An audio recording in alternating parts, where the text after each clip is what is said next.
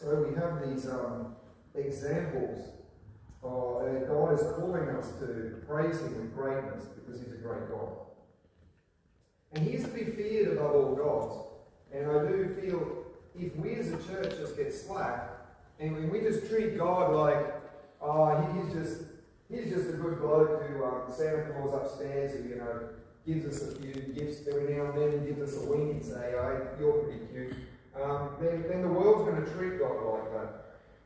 But if the church says to people at times, you shall not murder, you shall not commit adultery, you shall not steal. Fear of God, why fear Him who only destroys the body?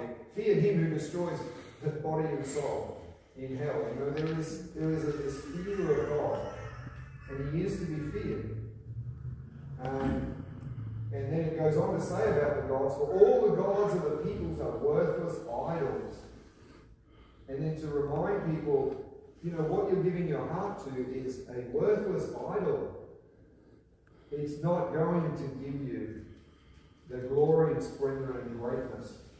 And so let's ascribe to the Lord greatness and glory and honour as it goes on, and we'll sing it later. Then Psalm 97 on this same theme. For you, O Lord, are most high over all the earth. You are exalted far above all gods. The angelic realm, God's angelic realm, exalt Him. Even if the church that does a poor job of it, the angelic realm are going to do that. And then there's a calling, you who love the Lord hate evil. Once again, that sense of fear of the Lord, that sense of really putting God first. Turning from idols, turning to the living God, as Paul said to the Thessalonians, says, you're a great church. You've turned from your idols. They worship idols. And you've stopped spending sacrifices and giving money and living your energy time and for your idols. People doing that. And this is to be the power of the church in the world today. The restraint of evil is what we do when we stand up. And I signed a petition. It was actually Elizabeth King sent it through.